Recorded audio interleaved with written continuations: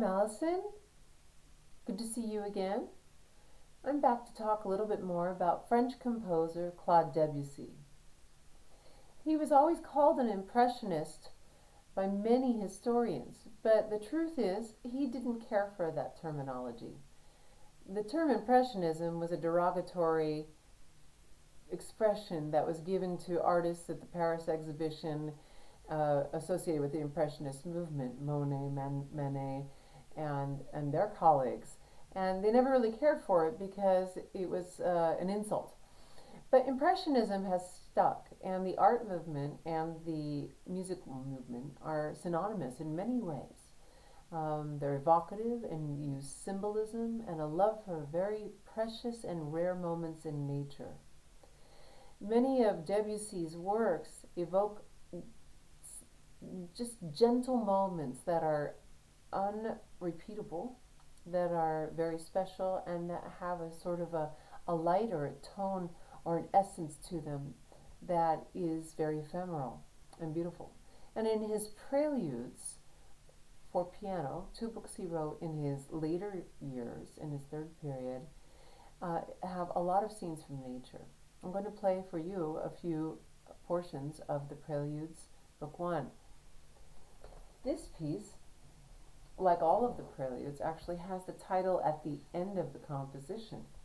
So, when I get to the last bar line, I can see Le vent dans le plain, which is the wind on the plain. And this is what it sounds like to Debussy.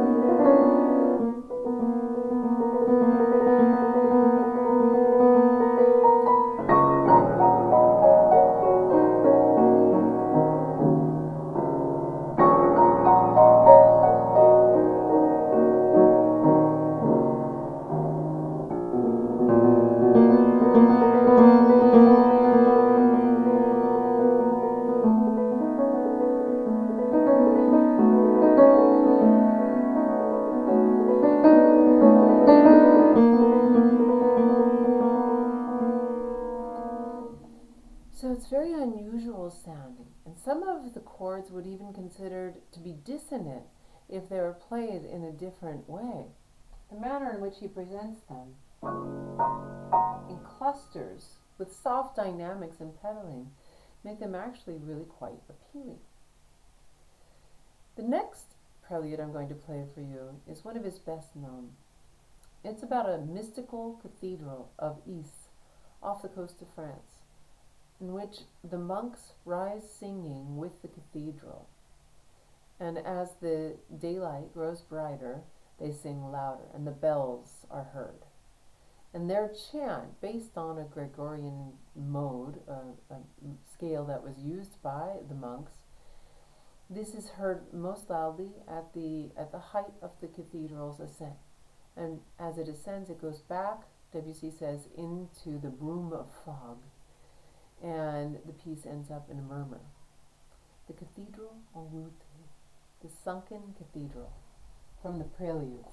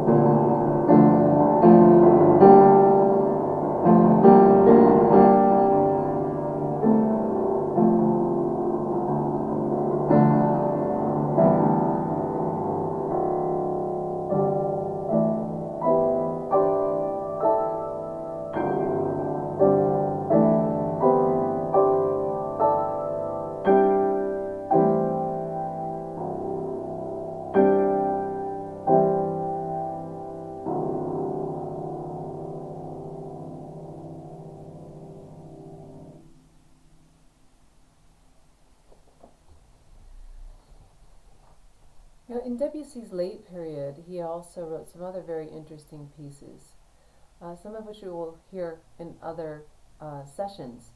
And some of the Images for orchestra and La Mer from his orchestral selections are considered to be some of his greatest works. And earlier on, his Prelude to the Afternoon of a Faun established him as both ballet and orchestral composer.